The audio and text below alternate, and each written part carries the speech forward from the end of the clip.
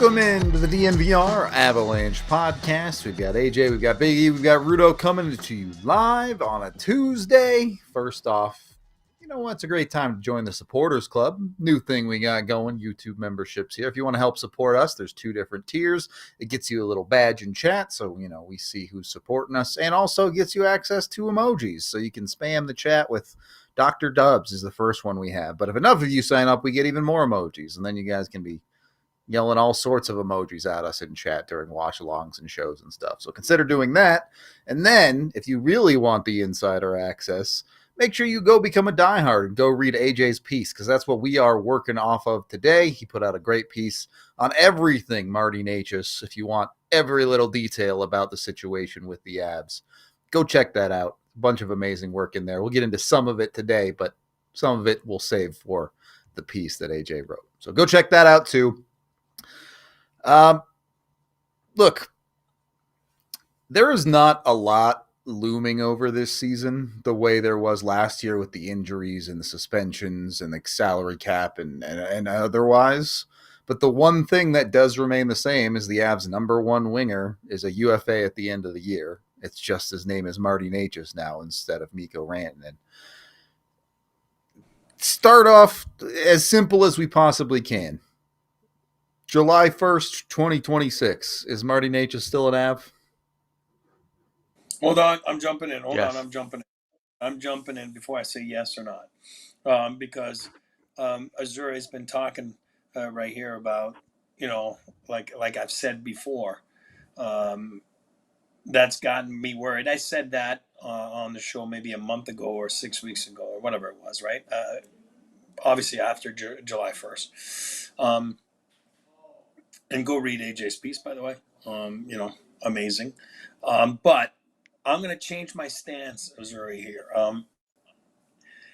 Looking around the league and talking to people and seeing people and talking to players and agents and whatever it is, friends of mine, everybody's kind of look no further than McDavid, right? You know what I mean? Like people thought like, oh my God, July 1st, it's going to get done. Like I think with the salary cap going up, again, go read AJ's piece.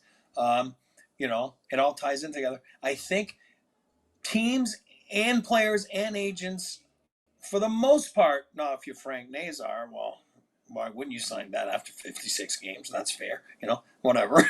But I think everybody else is kind of wait and see, you know what I mean, about like, what is the comfortable number? Because it's going to go up. Like we all know that it's going up. So therefore, if Marty was supposed to make $9 million or whatever, then does he get 10 or 11, whatever? We'll get into all that. But you know what I mean? So why would you be rushed right now? Like I was saying, oh, he should have been, you know what I mean? So I'll soften my stance on that. You know what I mean? I think that if McDavid's not signed, then Marty Necas, that's normal as well, that he's not signed. You know what I mean? So, if that makes sense, what I'm trying to say. But the answer is yes. I do think that this is a great jumping off point. Like as to why this conversation is still ongoing, because the 2026 free agent class is absolutely jacked at forward, and not a single one of those guys has signed a contract. You look at and again, these guys are all in different situations. Their teams are in different cap places, but ultimately, Connor McDavid, Kyle Connor, Jack Eichel, Artemi Panarin, Martin Necas, Adrian Kempe, Alex Tuch, Kirill Kaprizov, all unsigned. Yeah, I think you look at those wings especially, right? Alex Ovechkin is not Ovechkin's also unsigned, but like he's not going anywhere, so I'm not really. I didn't include him in my piece for this exact reason. But those guys, you look at the different situations that they're all in. All of them are unsigned at the moment because I think they're waiting for one of the other guys to kind of have Someone's a domino set the market. fall. Yep.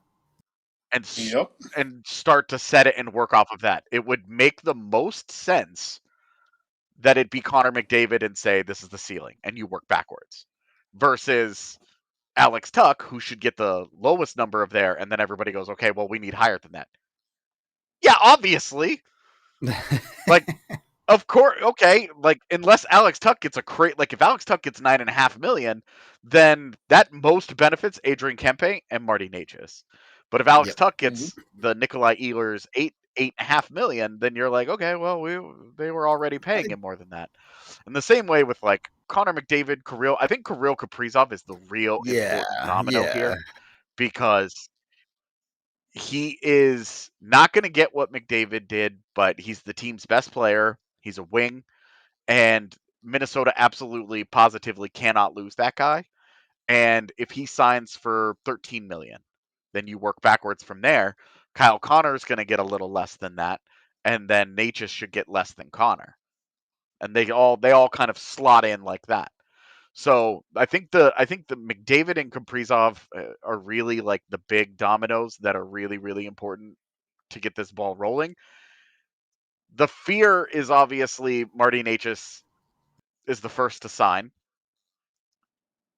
and say he gets $9 million over 8 years, and then Adrian Kempe gets $10 million. Well, Marty Necas just left a lot of money on the table. Yep. That's the fear. I mean, it's the fear for Necas' side. It's the want for the Avs, right?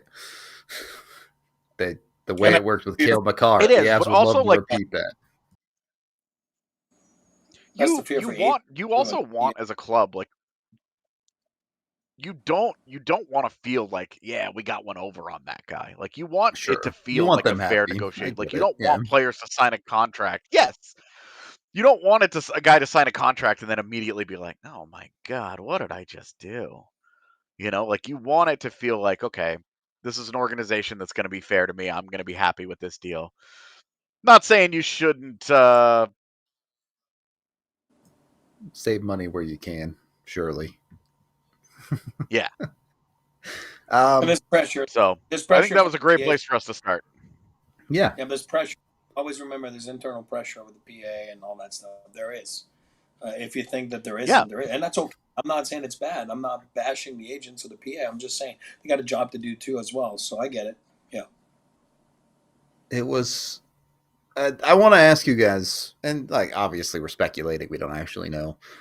Where do you guys think the number actually ends up? One, term, two, money. Because the Avs have done this song and dance in a number of positions where they kind of just kick the can down the road a little bit. They had been doing it for 2C for years and years and years.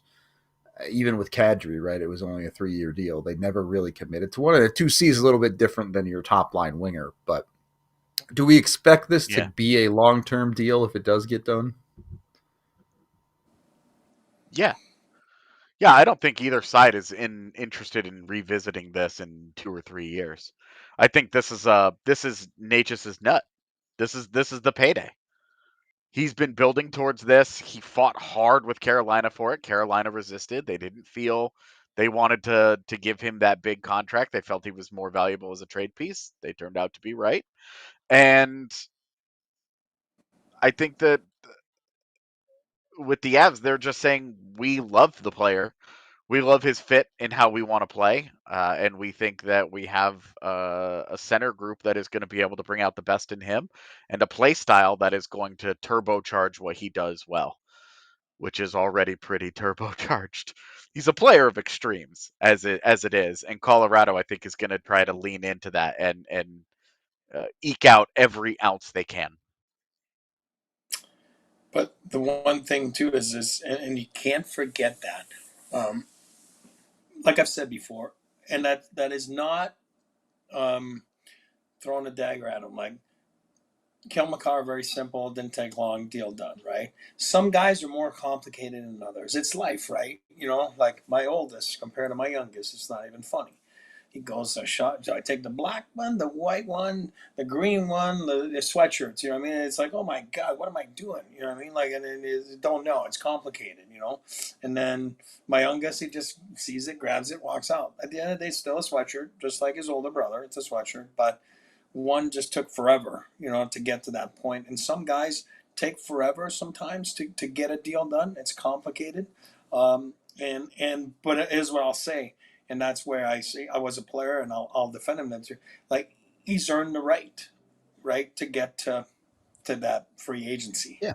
and you know, and that's why the CBA is there, and that's why the parity's there around the league, and that's why, you know, if that's the way he wants to, that's okay. You know what I mean? Then on the other side, the team has earned the right as well to do what they feel is right and what they feel is what's right. And then that's why sometimes it's just not a marriage. Now, do I think it's going to be a marriage? Yeah, I do believe so. But sometimes it's just quicker than some other, like marriages. Some are quicker than others. I think it's worth noting, as Makar's contract has come up a couple of times here, the difference with Makar's contract is when he signed that one, he knew he was getting another one. This is it. This is the contract for Necas, especially if it's a longer term deal. This is the big contract he gets. So this is the one time he really gets to do this, at least to this scale. So that does matter. It is going to be, he might want to squeeze a little bit more out of this than someone like a Makar that signs while they're still an RFA or knows they get a second contract or whatever it might be.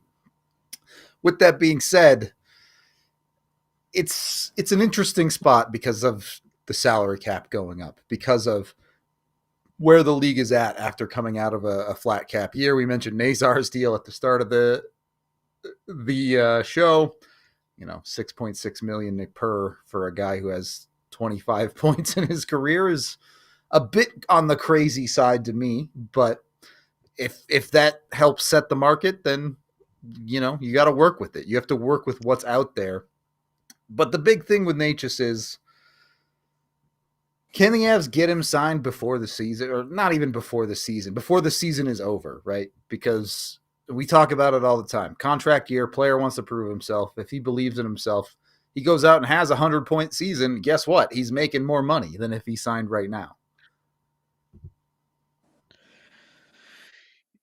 Yeah, and if he gets hurt, then he's making less. Yeah, that's the other side of it. You know, if he has a significant lower body injury that's gonna sap some of the dynamic playmaking and skating that he is known for, then, you know, he may never get another shot at this kind of deal, and that's always the fear.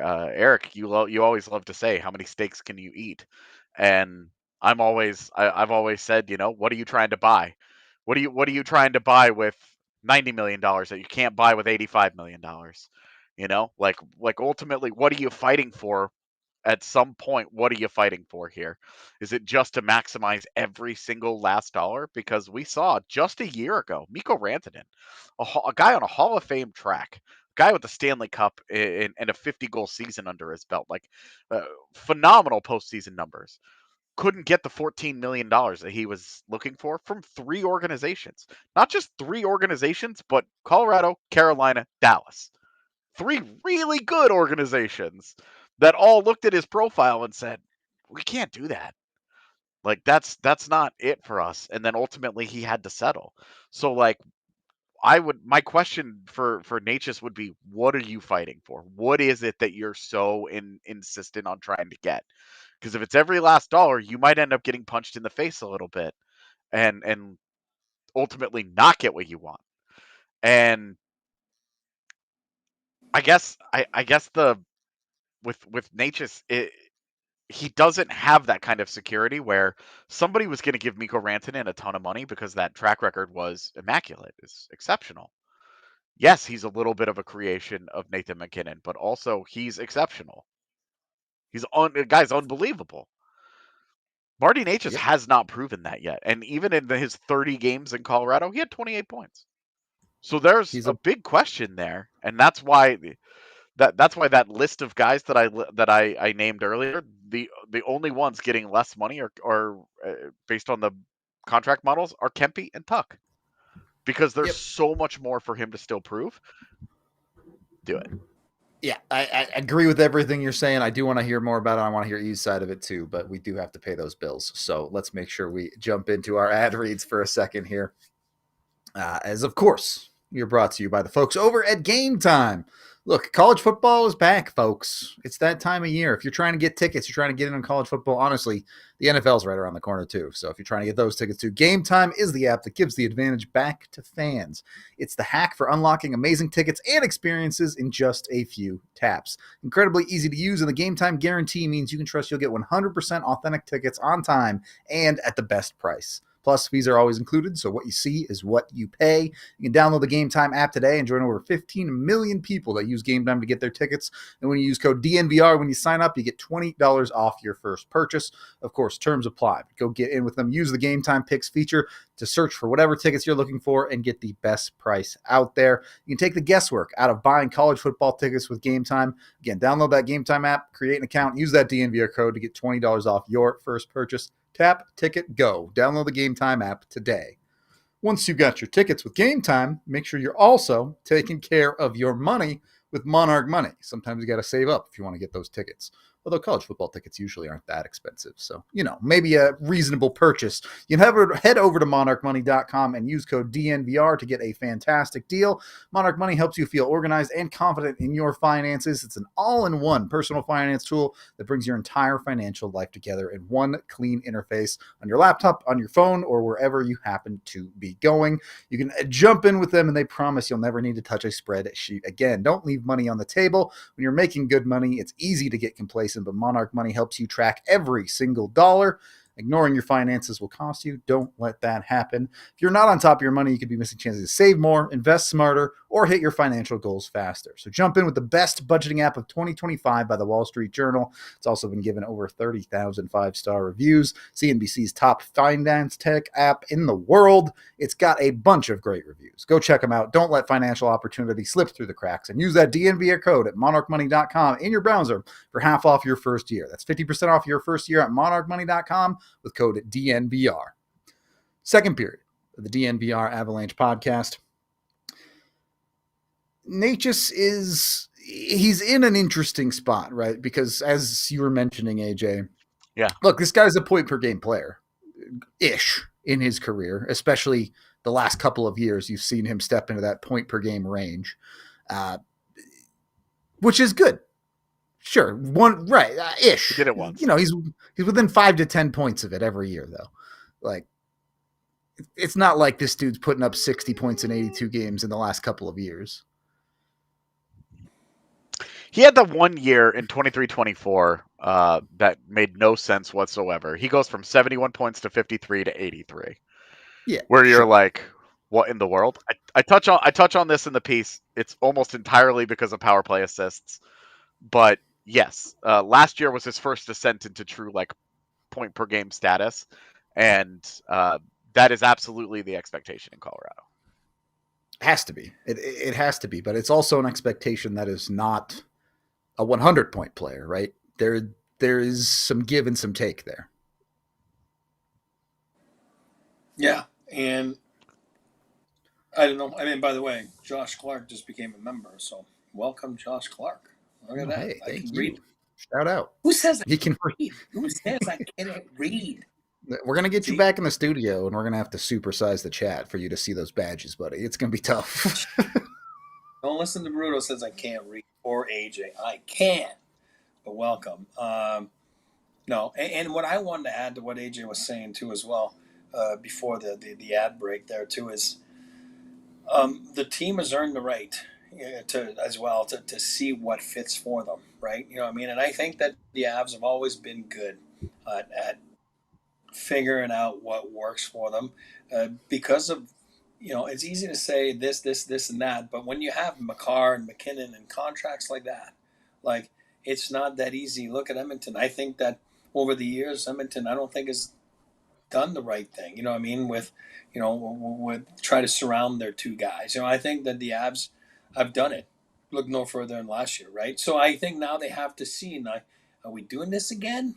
Right? Are we doing this again? Meaning start of the show, we just said it. It's just a different name. number one winger that you're trying to sign. Are you doing this again? And then the answer is probably no.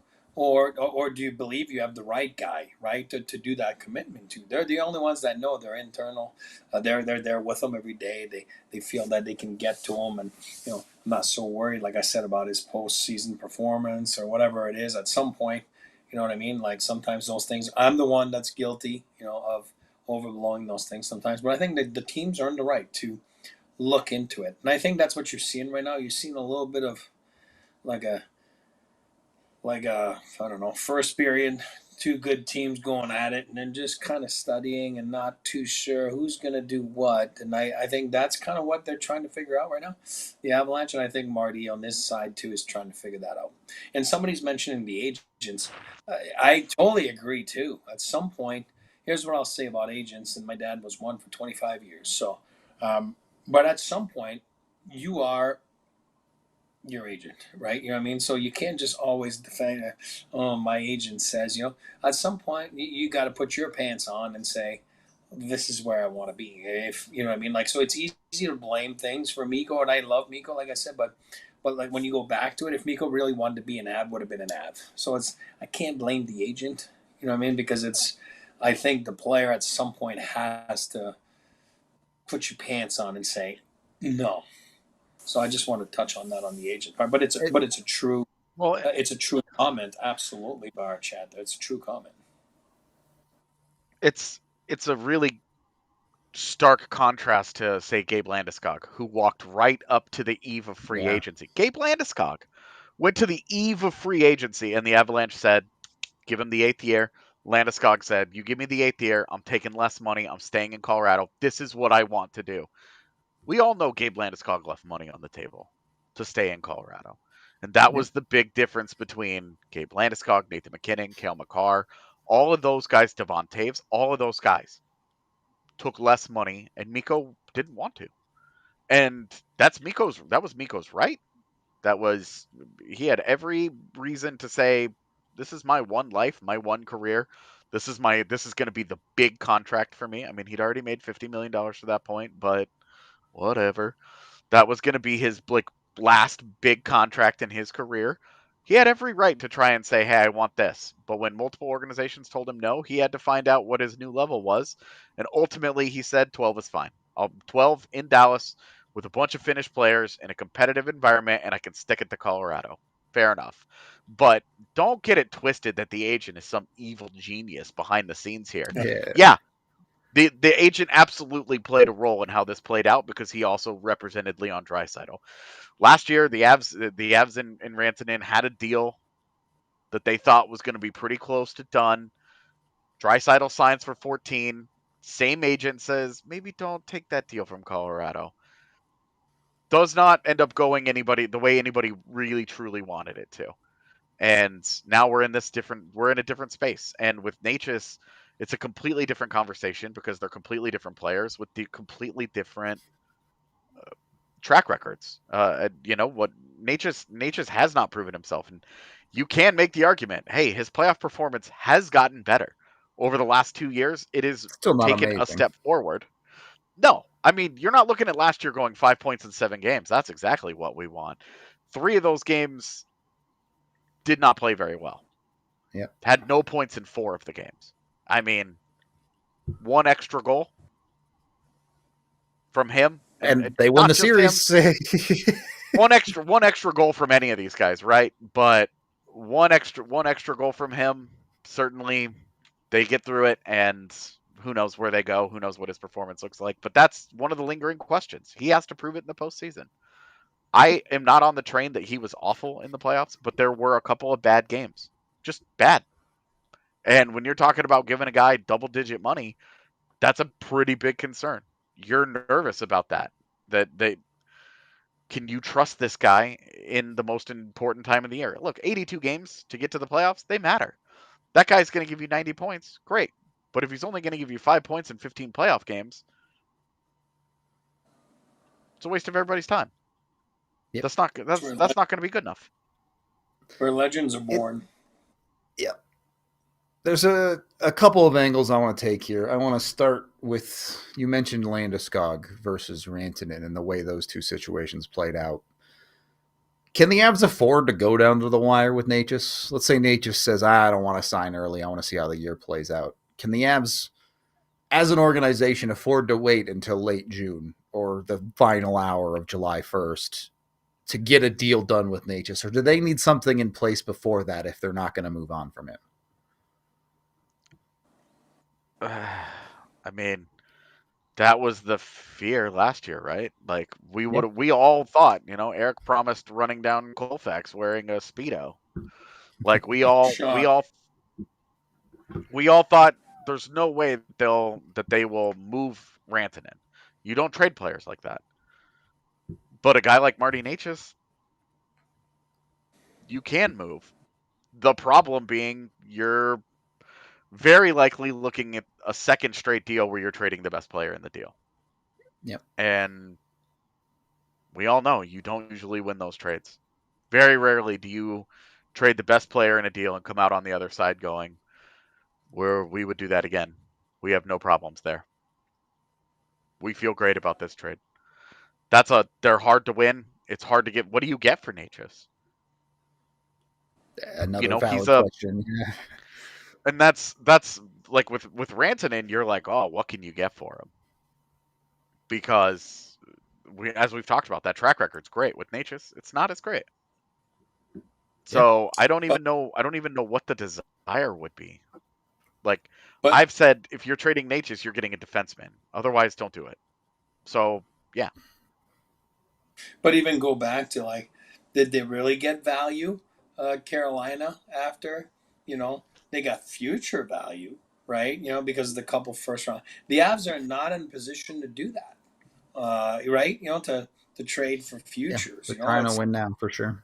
And that's why I thought Carolina was trying to win too. And again, I'm not, that they have their plan, but I always thought that was weird. You know what I mean? Because Stankoven's a good player, but it's not Mikko Rantanen. Yeah. You know what I mean? And first round pick doesn't help you. You know what I mean? So it's like, it's the same with Marty. What's the value? I don't know. I don't know what the value is. You're certainly not getting Mikko back, right? I mean, you know what I mean? So it's a value-wise. So I don't know. Well, so I we'll see. If a team offered, like, let's just, this is completely made up, but I'm saying, what if Winnipeg called up and said, we'll give you Kyle Connor for him straight up? Sure. Yeah. Same spot, but better player. Right. You're in the same position, right? Like that's an easy, sure. But what if it is Alex Tuch? Can't do a player that's not as good. Yeah. But security a little bit, is sure. A few years older, and he'll be a little bit cheaper. You'll have to get something else. Do you get, your beloved Peyton Krebs? Is that how Krebs finally becomes the Av? Look, I love Peyton Krebs, but that's not the value I'm looking for if I'm moving on from Necas. Because that's a lesser version of getting Necas and Jack Drury. Right. It's basically the same thing. Yeah, and but each asset is a little bit worse than the one that you got from Carolina. You're going to do that the next year too? What? Alex Tuch ages out in 2 years. He starts to show decline. You're going to move him for what? Another top six forward and another bottom six forward. Like now we're just kicking the can again. Yeah. Exactly. That's really all it is, and that's why I'm like, look, I personally, I'm a believer in Marty Necas. I think he's good. I think he's solid. I would just roll. Give him a reasonable contract. The reasonable is the hard part. Is it 11 million? Is it 9 million? I do want to have that conversation, but it is time for our second break of the show. So we'll get his thoughts after the break, and then we'll maybe talk a few numbers. Put it to you that way. Of course, before that, we are brought to you by the fantastic folks over at Volo Sports. I'm jumped into a kickball league coming up here in September. You can join in and play tons of different sports, whether it be soccer, volleyball, pickleball, kickball, basketball, cornhole, even made up sports like I just made up there. Volo's got you covered. They're the most popular provider of adult sports leagues in Denver and many other cities in the country. You can join in anywhere in Denver: Lodo, Rhino, Highland, City Park, Cherry Creek, and more. And if you're in any significantly populated area, there's a very good chance there's a Volo chapter near you. So go check them out. It's a great way to meet new people, make friends, be social, or just stay active and get a more fun way to enjoy exercising in general. You can sign up today as a free agent, small group, or full team at any ability level, background, or anything. Everyone's welcome to join. And when you do sign up, use code DNVR10 to get $10 off any Volo Denver league. Once you're signed up with Volo, after the sports, you got to take care of yourself too. And that's where you have Breckenridge Brewery, the official craft beer of DNVR. They have dozens of beer flavors. They're rotating seasonally too. Tons of awesome stuff. Great to try out at any time. I love drinking them down at the DNVR bar. Go with it, whether it's just a simple Avalanche Amber Ale or maybe their West Coast style IPA Ridge Runner. They've got all the options. A beer you will like, pretty much no matter what. They even have beers that AJ likes, so that's how you know they're impressing out here. They're made with 100% renewable energy, and Breckenridge Brewery has been doing it for more than 33 years, so they know what they're doing, and it all comes down to their love and passion for making good beer. You can also find Breck Brew near you when you check out the beer locator online at breckbrew.com. So go check them out. Go get yourself some Breck Brew as the official craft beer of DNVR. Third period of the DNVR Avalanche podcast. E, did you want to cap off that conversation as he's finishing up his lunch? No, like a dry mango, a little piece of dry mango. Ooh, tasty. Yeah, just like trying to whip me into shape. Those are so good, man. We have some around here too. Yep. It's good. Right when you went to the dry mango, like fried my brain. So what were we saying right there when we went to break? I was trying to say a point there, but just I don't remember what I was trying to say. The overall conversation was, can the Avs afford to wait on Necas, and what does trade value look like on a guy like that? Yeah, and then that's what I said too about the trade, right? It's like, listen, Marty, that's what I want you to say. Yeah, teams will tell you, like, the hardest thing to get is elite talent.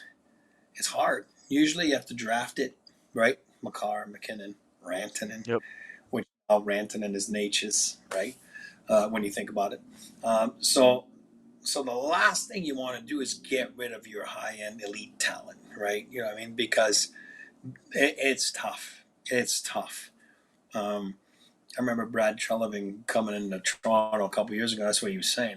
People were saying, "Oh, you got to trade Marner or Matthews." He was like, man, you chase years, like drafts, to get those people. You know what I mean? Because elite talent is tough to acquire.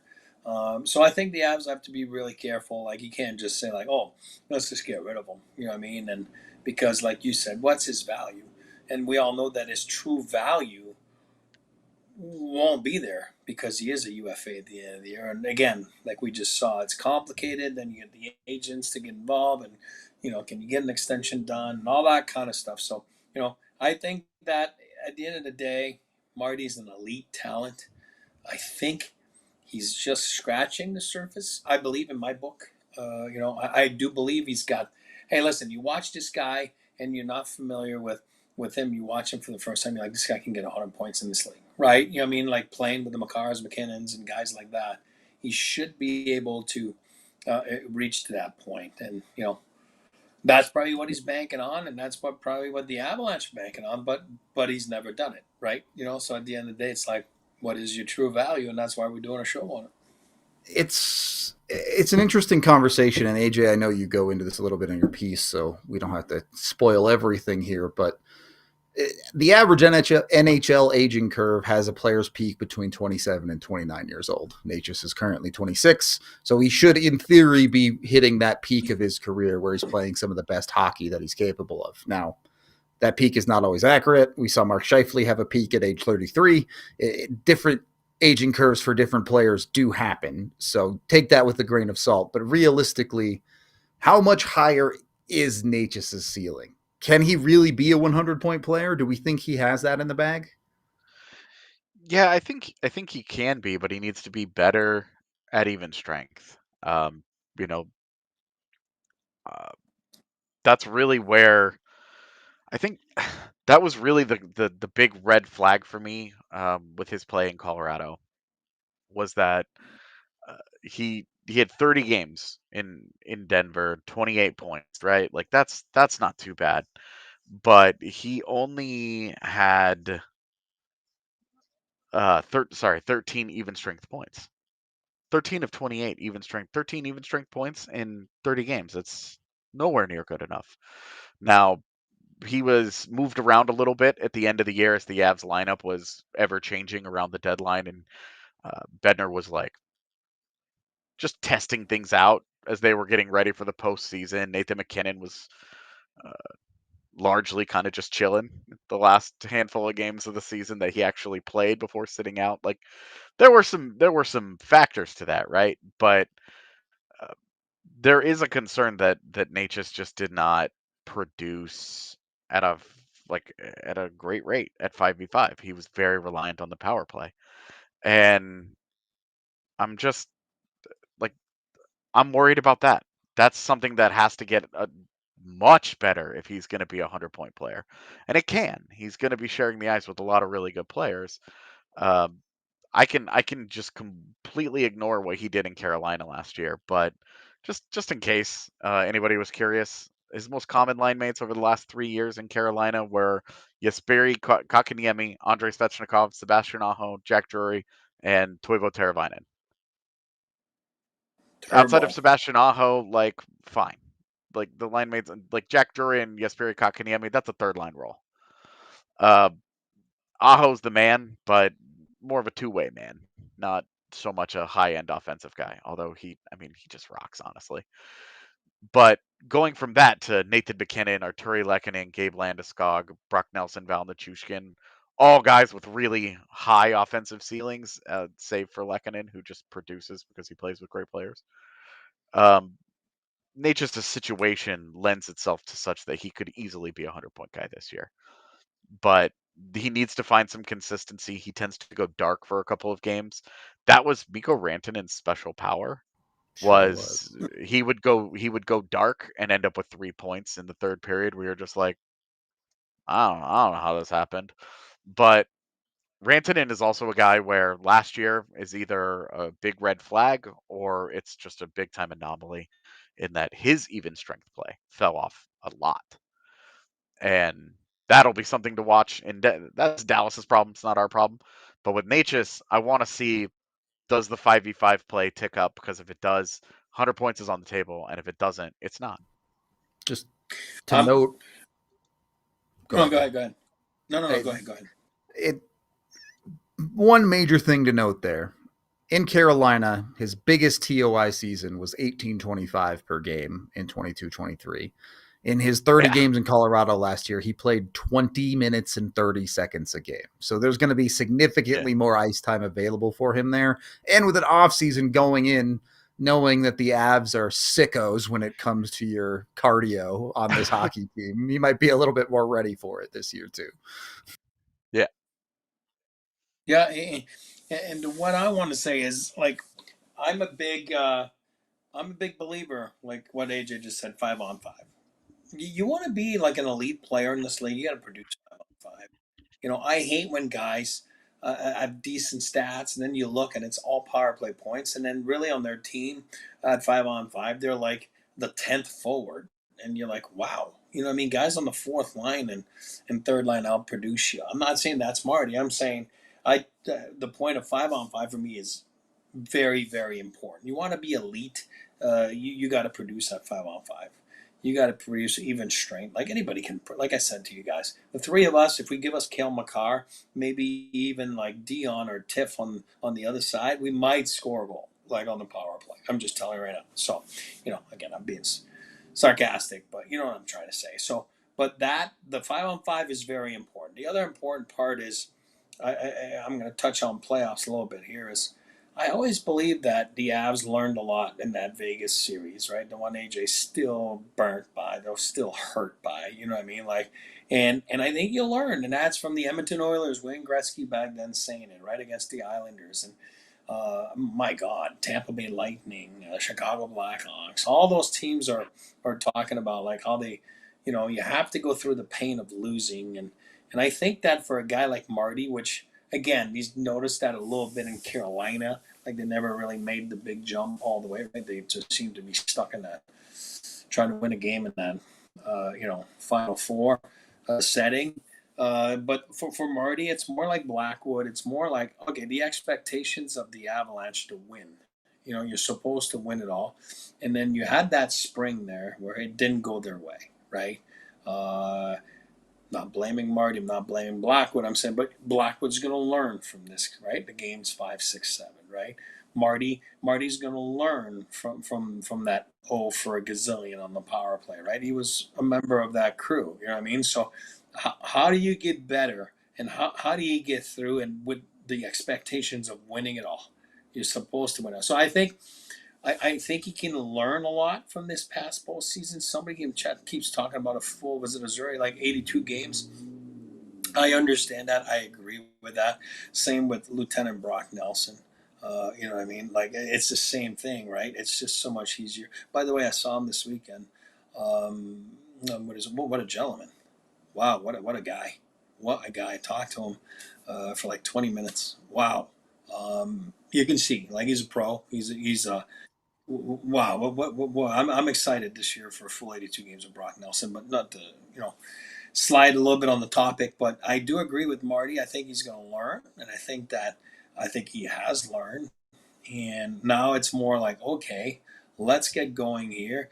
Does he play with McKinnon? Does he not play with McKinnon? I don't know. We don't know that. We'll see soon enough, right? As training camp gets on the way, and Bednar's usually pretty set with his like kind of type that you can kind of read into it, like who's gonna start playing with who, right? You know what I mean? At some point, and then so I think we'll see. But I think learning and making sure you're better at what you just experienced, I think it's going to be one thing that I do believe he wants to learn and wants to get better. So that's another plus there. Yeah. Look, every year you get some blending of the lines. It's going to happen one way or another. Who knows how long it lasts, but there is a certain level of expectation for Necas to be able to do it on an individual level, right? He needs to be good enough in Colorado that he can do it himself. Look, being really, really good next to Nathan McKinnon is great, but that's not going to get you a $12 million deal, right? Mm-hmm. You have to be able to be a superstar individually if you really want the big bucks in this league. Yeah. And I mean, with what Nick Ehlers signed for in Carolina, that immediately became, okay, well, Necas is getting more than that. Yeah. Just recent point production, and I understand somebody has been tweeting at me for the last hour that Ehlers has a better points per 60 at 5v5 than Necas. True facts, but Nick Ehlers also gets hurt every year and has the same playoff problems as Necas and is older. So you're looking at a very similar profile, but a little bit worse, other than Winnipeg underused him. Great coaching, fellas. So that 8.5 that Ehlers got paid immediately became, okay, well, Necas is going to get more than that. You probably are starting at 9. Yep. I would agree. Given the leverage that he has over the Avalanche, you probably I'm saying if he gets under $10 million, I'll be shocked. But I think that the ability to use the 8th year as leverage might be able to get that down to 9.5 in a dream world. I don't think we're living in a dream world here. I am going to assume that this comes in at 6 or 7 years. It's 7 years. And I think that 10.75 is probably where I'm looking for this to land, which is a great number for him and an uncomfortable number for the Avs. And frankly, I saw somebody mention this earlier. The Avs cap situation can handle that. Their cap situation was bad basically this year. This is the last year that they were in like a cap hell. They can handle that. It's just I just think that the leverage, the need of him, the Avs don't really have an appetite for this. to do this again, to try and get closer to the paperclip. They love the player. They want the player to be here. The player really liked his time here. I don't know where this conversation came from that he didn't really like it and he wants out. It's not true. He wants to be here, but that's where I think this is going to land. Is I'm looking at 10.75 as like my rough like expectation of everybody's a little bit comfortable, but ultimately happy it got done. Even in my literal dreams, he signed for 9.75. So I don't, I don't think it's gonna be lower than 10 either. Well, and if they give him the 8th year, maybe they can. Sure. Yeah, and that's why you have till September 15th next year, correct? To add that, right? So that's why I say we're going to wait and see. Agents are going to wait and see. Teams are going to wait and see. But I do believe that. It's going to start with a 10. That's just what I think. Hopefully it's not an 11. So again, even at 10, but I'm that guy. Like I come from the old school where now it's you go on. Back then was prove it to me, then I'll pay you. Think of Joe Sakic, Forsberg, right? Now it's like let's give it to you to see if you can do it. You know what I mean? So that's the part that great on the players, but not good for management. You know what I mean? So but it's going to start with a 10. Chat, you can't really compare what Necas' deal ends up being and what Mikko ends up being. Up being. I've said this a lot on the show. If Mikko would have taken 12 in Colorado, he'd still be an Av. Yep. That is what it is. That deal would have been done, but he wasn't going to take 12 here. So you can't compare that to Necas. I don't know how many more times I can say it took 3 teams telling Mikko Rantanen no for him to stop asking for $14 million. $12 million is where he settled. Do we not remember the 48 hours leading up to the trade deadline where Rantanen to Dallas is dead because the contract demands were too high? Do you think that's because he was asking for 12 and the Stars didn't want to give it to him? No, he was asking for substantially more than that. They landed at 12 because that's where Mikko finally said, "All right, I'm going to get to play for a good team and I get the 8th year." The 8th year is huge there. He didn't want to take 12. He kind of got bullied into it by multiple organizations going, "We're not giving you 14. You're not Leon Draisaitl. You're not as good as that guy. Your track record isn't as good as that guy. You don't produce as much. You don't score as much. That guy's better than you. We're not giving you 14." It took 3 teams. And maybe had he gone into free agency, Chicago would have done it. Great. Now if you're in Chicago. He wants to play for a bottom feeder, yeah. Yeah, right. Like you could take the chance that it's going to go well for you there, but it just wasn't going. That wasn't the world. This is going to be an ongoing. I think that this will never stop. There will never be a time where I can say it enough times that people understand that yes, Mikko settled at 12. If that had been the case in Colorado, he would still be in Colorado. This never would have happened. Yep. Unfortunately, not the world we live in. You can blame the agent, blame anything. At the end of the day, I do believe if he wanted to be an Av, he would have been an Av. He'd be an Av today. We wouldn't have a show on Martin Necas today. So that I'm convinced of that. I can tell you that internally everybody's convinced of that. And it's hard to compare now, and it's, oh man, I don't know. I mean, it's 10. That's close to 12 of Mikko's, and at the end of the day, your value is your value, and the market's going to dictate where your value lands. Obviously, your play does that too, but then the market takes over, and it's a different market right now than it was 3 months ago.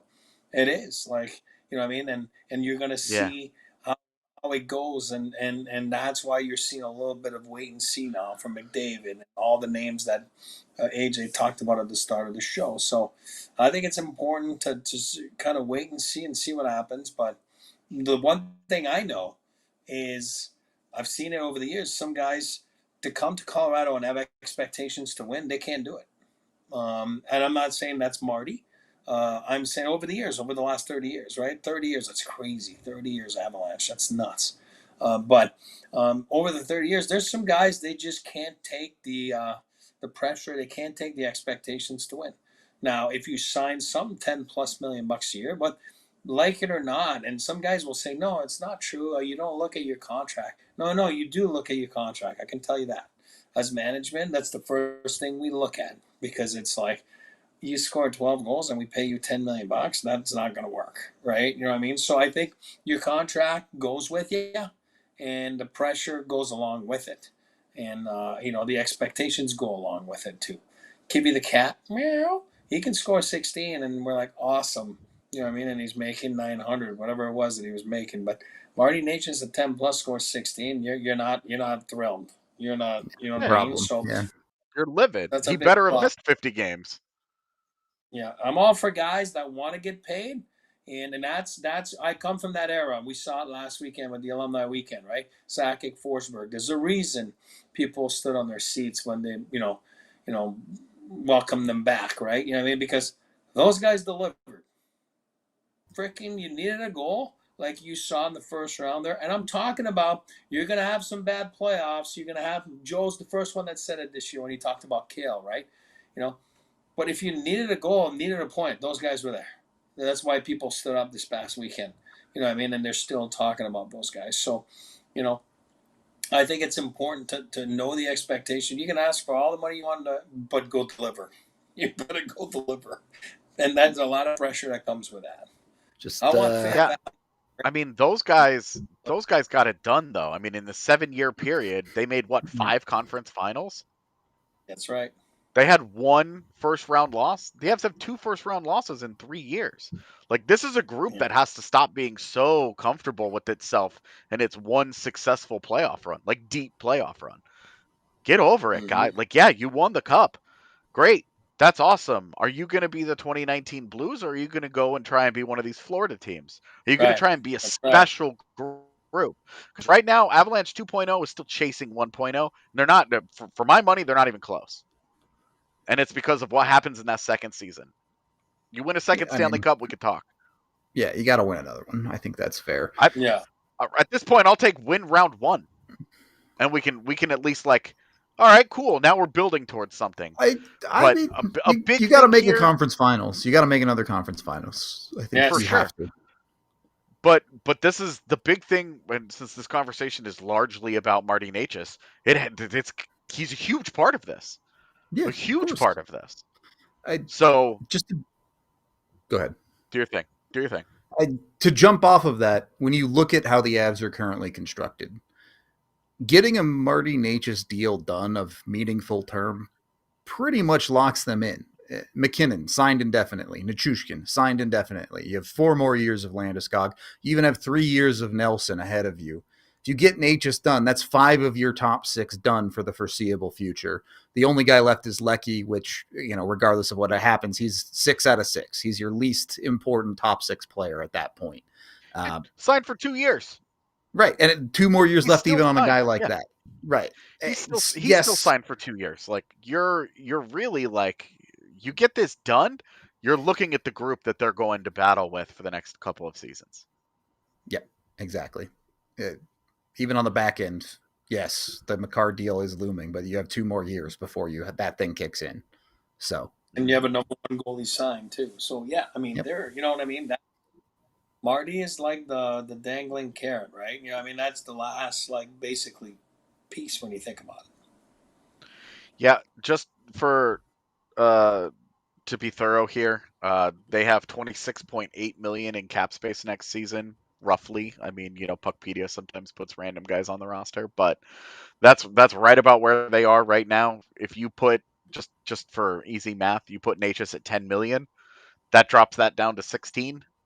You have $3 million that you're going to definitely be giving to Brent Burns. You're at $13 million, and you don't have any major pieces that need to be signed. That's a great cap situation versus where they've been. You're 60, basically. Yeah. It's like Brent Burns again. Can you just keep giving him $1 million and giving him a $3 million bonus the next season and keep kicking it down the road? Yeah. like they're in a great cap situation, so they can afford this. This is fine. And the cap goes up $18 million over the next 2 seasons. That's just the next 2 seasons, and that's something that we know. This isn't Yeah. like Those are locked in. Like a lot of times we talk about the cap going up. It's like, oh, the cap goes up $3 million per year. Oh, it went up 2.5. Like it inches its way up, and then across 5 years, you're like, wow, that's a big jump. 18 million in 2 years. This is going to be a huge jump in the cap. I've said this a bunch of times already. I'll continue to say it. My bigger concern is an internal Avalanche cap versus the actual salary cap ceiling. But as long as the team is willing to spend, they have the space to do it. If they start to get cheap with 13 million in space, that's when the Kroenke cap starts to kick in. So that's the fear. But they've got, even with Necas, they've got the room to operate. They should be okay to give him that money. The bigger question, is he worth it?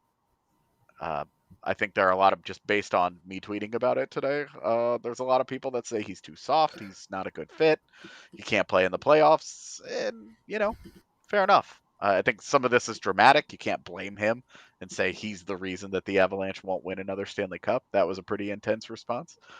But they can afford it, is what I will say. Financially, they can afford it. Yep. Look, if there's an internal cap when Cale Makar is in his prime, we riot. All right, you gotta build around that guy. I am completely with you, man. To me, that would be unacceptable. In the lean years, do it. I know that, Eric, when you were working for that front office and the team wasn't as good, an internal cap made a lot of sense. You don't need to spend to the cap to be bad. Of course, the 20, I've reminded people of this, the 2016-17 team that won 22 games and that was 60, a cap team. was a cap team. Yike. Yeah, because we had stripped it a couple years before, right? Youngest, Yep. Low payroll, youngest roster in the league, and and then these guys, that's why I left, and they started to add, but then there wasn't the right guys, right? And then it kind of crumbled a little bit, but at some point, like, you got to produce, and you got to, as a team, not just as a player, and if you want the ownership to and then you're going to start seeing that around the league, not just with the Avs or whatever. Like, you're starting to reach numbers that doesn't make sense, right? You know what I mean? It must make sense because the numbers say they do, right? That's why the cap's going up. But we'll see. Then it's choice, and I don't think it will be, everybody that thinks that everyone's going to be participating to the cap. But I don't think so. You know what I mean? Not in my book. Never been the case. There's exactly multiple teams at the floor every year, so that's what I'm saying. Even the last, you got to be like even teams that will surprise you, and they're like, "Oh, really? Oh, wow!" So time will tell. I mean, look, there are 8 teams right now that currently have more than 10 million in cap space. Yep. Like, that's always going to be the case. You just don't want the Avs to be one of them. At this time of year, you don't ever want to be the team with more than 10 million in space. Spend that money. I always say this on shows. I know there are organizations and teams out there that have problems with the Kroenkes. The Kroenkes have never been the problem for the Avs. They've always been very good owners. They've always been willing to spend. I hope that remains the case.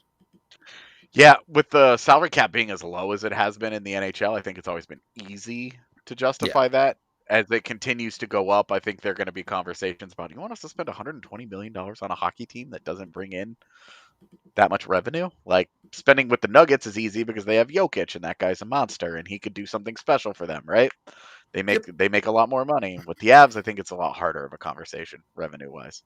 But that's a totally different conversation for another day. Definitely for another show on that front. But we are wrapping up today's show here. Ultimately, I think we all believe Necas probably stays here and a deal gets done, but you never know. We learned that lesson last year. There's no doubt about that. The Avs, in a lot of ways, the Avs have made their bed here, right? Eventually, you have to pick your guys and you have to ride with them. They have their core. Is it time to make Necas part of that? Probably. Yep. So it is what it is. Hopefully they perform up to their ability.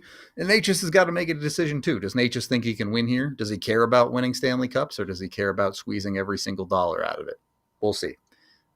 Ultimately, it's up to the players. It's up to the team. We'll see if it happens, but we are done for today's show. We appreciate all y'all hanging out with us for this one. We'll be back tomorrow. Got some cool shows planned. We'll probably have Dave Jackson back on this week, talk some NHL reffing again and see where things are at on that front.